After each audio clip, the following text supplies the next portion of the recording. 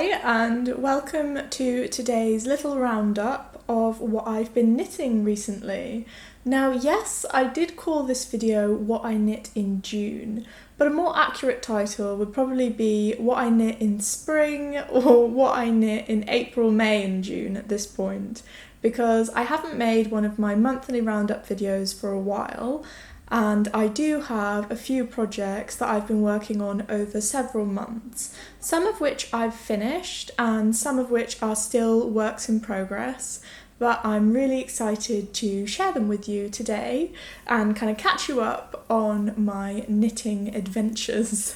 Now the first two projects I'm going to share with you today are both complete and ones that I've kind of been making slow yet steady progress on over several weeks. The first of which is this gorgeous No Frills Sweater by Petite Knit. You'll recognise this from a couple of my videos absolutely months ago, or at least you'll probably recognise the yarn. And this is the beautiful Alpaca Tweed from Lanar Industria, which is a shop that I've talked about quite extensively because I just find it to be such a beautiful kind of local yarn shop to find some really interesting options that you don't always see anywhere else. Lanar Industria also supply yarn for the fashion industry, but in their lovely boutique in the centre of Milan. This is where I found this gorgeous alpaca tweed in navy. The flecks in this tweed are kind of an orangey brown, and they just give this yarn so much character. I paired it, of course, with Knitting for Olive soft silk mohair in dusty whale blue, just because I felt like these were quite close to each other and probably a decent match. Now, I wouldn't say that they're actually a 100% match, because when you look at the finished kind of fabric that I create by holding these two together, you will see a very subtle kind of mild effect because the two shades of blue are not, the mohair is not quite as dark actually as the tweed. However, because it's a tweed yarn, I feel like those extra flecks of lighter mohair kind of glistening through do actually work to add to the textural feeling of the finished fabric. As I've mentioned before, this pattern, which is the No Frills Sweater by Petite Knit, is just such a great, simple, staple sweater. It's raglan construction with no frills, as the name would suggest, so very simple and probably a good option for a beginner knitter or just a fun project for someone like me who's definitely more an intermediate, kind of maybe advanced, dare I say it, knitter, who is looking for something to really kind of relax with and speed through. Here I'll give you a look at the finished object. I'm really pleased with how soft these fibres are together. I've said it before and I will definitely stand by it that Knitting for Olive is probably one of the softest mohairs that money can buy.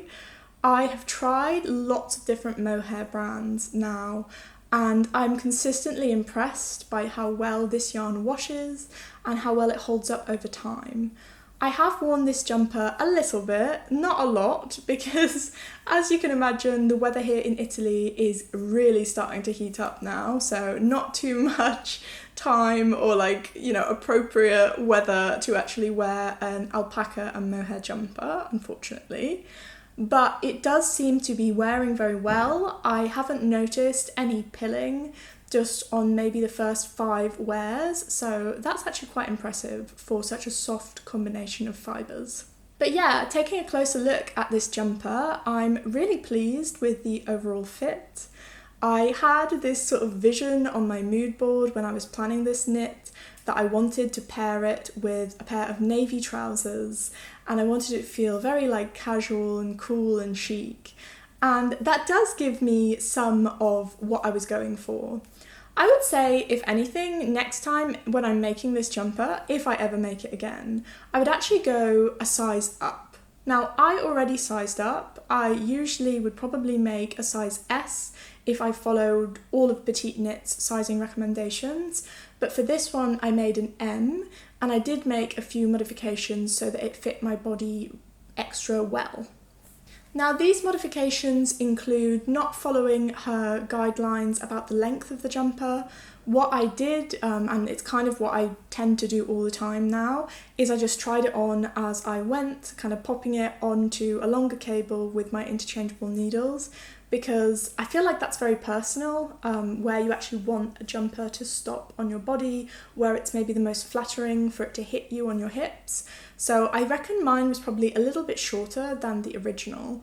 I also made the neckline rib of the jumper 5 centimeters, so a little bit longer, and I sized down on the needles for the rib at the bottom because I really wanted it to have an oversized and kind of slouchy fit. So I wanted the rib to be quite tight to create a kind of blousing effect on the jumper that I do think that I have achieved with this project. Overall, the No Frills Sweater was a really fun palette cleanser because it was a real kind of back to basics project where I could just focus on the fabric, the pairing of those fibres, and just how lovely and soft it would feel. And it is one of those jumpers that I know I can just reach for out of my wardrobe. I don't really have to think about how well it pairs with things because it kind of goes with everything. And navy too is a colour that I feel goes with a lot of what I already have. So it was a great kind of staple piece to make. My focus for the autumn is definitely going to be on making some slightly more like sculptural, kind of more unusual fit jumpers, maybe more oversized silhouettes and slightly interesting elements on the sleeves.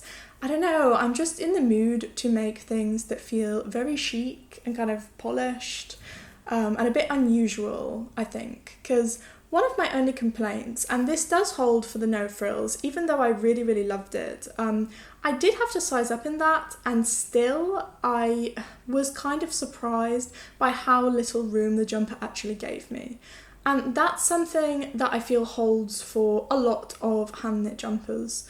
When I look at the brands that I really, really admire, the sort of ready-to-wear brands, and I look at the construction of their sweaters, I don't tend to find much correlation between that and hand knit jumpers. I feel that's partially because the techniques that we tend to use of knitting in the round and the kind of shoulder and sleeve constructions that we use and the fact that it goes straight down rather than creating sleeves and seaming them in does make everything a little bit clingy. And some people may completely love that. But for me and where I am in thinking about my own personal style, I want to step away from that very typically kind of handmade fit of a jumper, where it's boxy and it's not really oversized, but it's not really fitted. I want it to either be fitted or quite significantly oversized. And yeah, that would be my only gripe about the No Frills Sweater, and definitely something I'm going to think about when I move forward. I've said similar things before, but I feel now I have a much better grasp of the look that I want to create with my clothes, and although knitting is such a beautiful hobby for the actual act of knitting, I am increasingly very, very conscious about making clothes that I love to wear, that are kind of inspirational to me and that draw on these kind of beautiful brands and beautiful styles that I observe and wish to recreate myself. So yeah, that's just a little thought when I talk you through some of my projects in the coming weeks. Now, my second finished object for this month's roundup is a test knit that I finished very recently. I finished it last week and have just posted some pictures of it over on Instagram in the last few days. It is a beautiful project that I knit really quite quickly, actually. I mean, on the deadline with the test knit, but it was very easy and simple to knit. I feel like I haven't knit just a straight kind of one strand project for a while because I do tend to hold other things like mohair with different yarns. So knitting this Winnie Sweater in one strand of Drops Air in the shade 02 was really, really fun to make. The Winnie Sweater is a pattern by a very talented young designer called Celine, who has a podcast here on YouTube that I will link down below for you. Do check it out, her podcasts are great. And she invited me to test this sweater, and I could not say no. The construction of it is really interesting, and even though it feels fairly simple when you're making it, I feel the final effect is actually quite striking. So the things that really stand out about this sweater when you first look at it are, of course, its funnel neck, which is just, it kind of comes up kind of halfway on your neck. So it's more of a mock neck than a full kind of tight constricting turtleneck, which is something I really enjoy, as I do find that it's a little bit more flattering for the chin area and a little bit easier to wear. The other star of this design is the interesting and unique sleeve construction. It's a bell sleeve, and although the different elements of this jumper are knit kind of straight down in stockinette, Celine does include some really wonderful details that stop the edges from curling. It's really clever, and I'll give you a close-up of how that finishing looks. It's a technique that I haven't actually seen before, but I really enjoy how kind of ornate it actually looks at the edges, and it does its job of stopping the jumper roll really, really well. It was a little bit fiddly to get a hang of at first, but as soon as I actually learned how to do it, it was super straightforward and really impactful in the design. Now, the simplicity and the pleasure of knitting this jumper was heightened by the yarn choice. The pattern recommends Drops Air as one of the potential yarns to use, so kind of blown fuzzy yarns that don't have too much stitch definition, so that you can hide all of those increases and make it look really seamless and perfect. And I really loved going back and knitting with Drops Air. Drops Air was one of the first sort of yarns that I used when I was starting out, and I made a few gifts in it. I also made my Holly jumper, which is a really lovely colourwork jumper in Drops Air, and it's just one of those yarns that is so satisfying to knit with. It doesn't tend to break apart, and it doesn't stretch like an unspun yarn would. So yeah, it is just a really beautiful knitting experience. The one thing you do have to watch with Drops Air and yarns of this type, in my experience though, is you have to make sure that they don't stretch too much when you wash them. So really gentle washing, not too much wringing, and not too much tugging on the actual finished jumper when you're wearing it. So yeah, here it is, my Winnie sweater in shade 02, which is a beautiful sort of classic cream colour. I'm really into my neutrals at the moment. You guys will probably know this. I talk about it all the time, but I am trying to be very intentional with the colours that I select, and I know what colours I tend to reach for and what colours pair with everything else I own. So I'm trying to make things that will get a lot of wear and will be things I really treasure for years to come. And I'm happy to say that the Winnie sweater is definitely going to be one of those things that I love wearing paired under like an elegant coat, because the lovely softness of the Drops Air with its alpaca and merino content is going to be so cozy and warm, and the fact that it's cream, it will just go with everything. I mean, even my kind of checked or like patterned little blazers, I'm thinking, yeah, I'm really looking forward to wearing it in autumn. I put it on and I took the pictures, but I haven't had the chance to properly wear the jumper yet, as the temperatures now are hitting 30 a lot of days in Italy, and it is really, really, really warm. So yes, a big thank you to Celine for letting me test this beautiful pattern. It only took me 5.5 balls of wool, so also a good one if you don't want to make an absolutely enormous project with like loads and loads of balls of yarn. Yeah, check it out, it is beautiful, I highly recommend it. Now I've covered my two finished jumpers, I'm going to get into my whips. One of these whips I was so optimistic about finishing before this video, but unfortunately I made a massive miscalculation, and a few kind of errors and issues along the way have meant that I will need probably another week to get this done. And this is the Lulu Slipover, also by Petite Knit. The Lulu Slipover is a simple slipover that has some really interesting design elements that make it really unique. I particularly love that the design includes a kind of mock neck, which will make it warm and cozy, and also a great layering piece. I envision wearing this probably with white button downs underneath, or maybe just like long sleeve kind of cotton stretchy tops. I think both would look very comfortable and quite put together. Now, the element of this project that I'm having some difficulty with is all of the ribbing. It looks like a simple design because yes, it is just stockinette, but there is ribbing on the bottom, there is ribbing at the neck, there is ribbing all the way down the sides. So we're talking from here all the way up, down and around. So that's hundreds of stitches of ribbing that I'm now knitting flat, backwards and forwards, and making the kind of button band and like button placement area for. And I am not someone who is worried about purling very often. I don't love purling, but I will do purling with kind of few complaints. However, the amount of ribbing on this project, it's kind of got me beat. I mean, yeah, I'll show it to you here. It's all the way down here. That's a lot of ribbing. Now, the thing that has taken me a really long time in the last few days is actually just finishing off this neck ribbing. I really love the colour and I really like how neat the finish is looking, but this was my second attempt. I had to kind of rip it back after I'd casted it off the first time because I found I just couldn't get it over my head. Now, in her pattern, Petite Knit advises that you do 2 kind of rounds of double knitting, so it's where you knit and then you slip, and it just creates kind of a line of very kind of crisp finish before you do the Italian bind off, but I just found that that made it way too tight.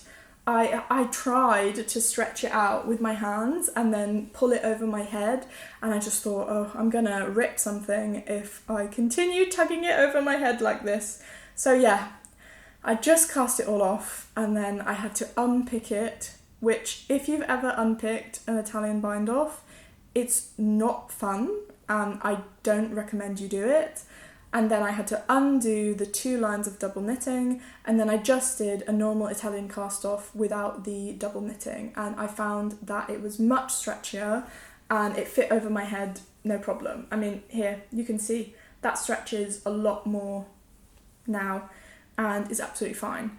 I mean, maybe I have a big head, so if you, like me, kind of have a large head and you're a bit worried about this tiny hole fitting over your head, maybe just skip the double knitting.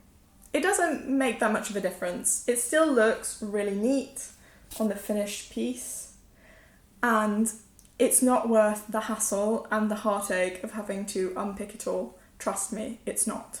So yeah, now the neckline is done. I am really looking forward to wearing this piece.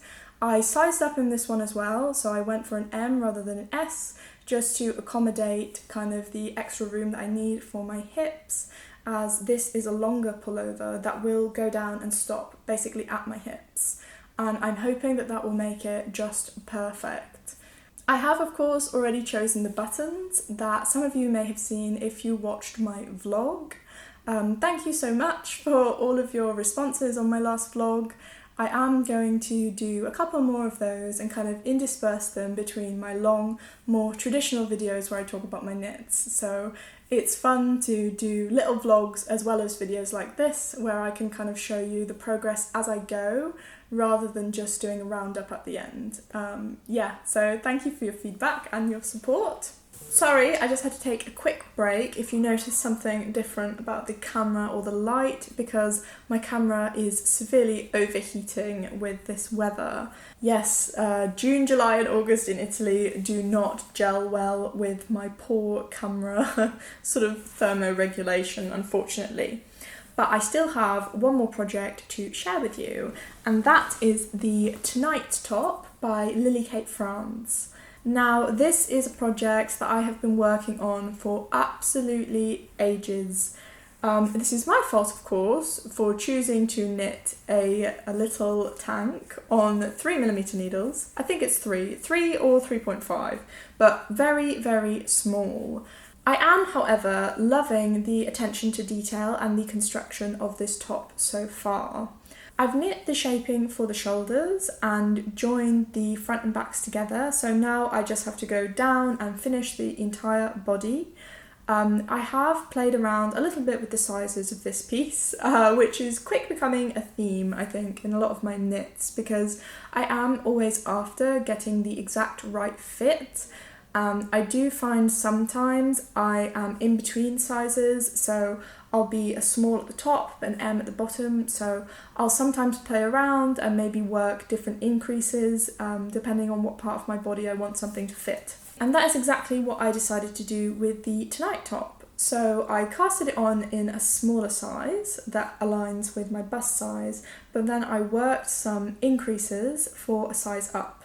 So I'm hoping that will give me the bit of extra room down at my hips so that it looks really kind of tailored to my body. And once I've got this body done, I'm pretty sure that the finishing should be quick and really give this piece the polish that it deserves. A huge source of inspiration for this top was my Pinterest board in my spring kind of knits inspired by Pinterest video, because I like that sleeveless kind of fitted tank look. It's a little bit more grown up and more kind of finished than an average tank top, but I think that it will be a really great one for wearing under blazers in the autumn, or maybe out for dinner when it's a cooler night in summer. Of course, the yarn that I used for it is this beautiful We Are Knitters Baby Alpaca in a lovely shade of charcoal grey. This is called Spotted Dark Grey, and I showed it to you on a vlog a few weeks ago. And it's a really beautiful, beautiful yarn, but definitely one for the cooler evenings in summer, let's say. Not one that you're going to want to wear on days like this when it's just scorching.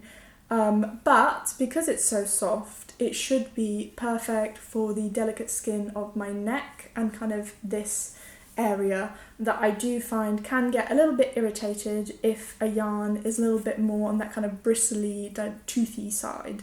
So here is my progress on the Tonight top. I am just trying to finish off the body, and then I have to add the last few details, including that lovely kind of high neck.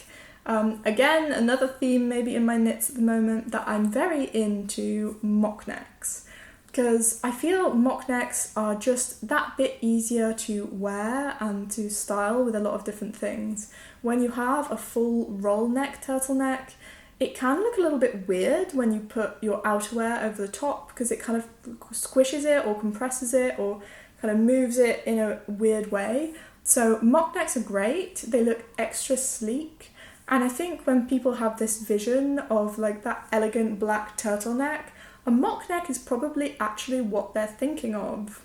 Really looking forward to finishing this one and getting the chance to wear it when it gets just that little bit cooler here.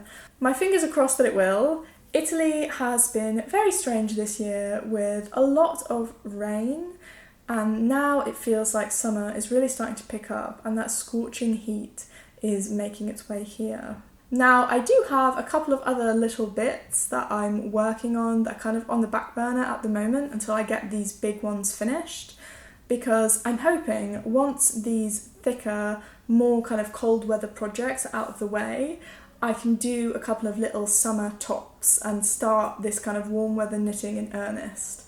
I'm really rubbish at planning out making summer projects, also because I am someone who kind of lacks the motivation sometimes with summer knits, but I have some really great patterns that I found that I think will be the perfect source of inspiration to get me through until the autumn. One of those, of course, is my Lanar bag, which I will give you a very quick glimpse of.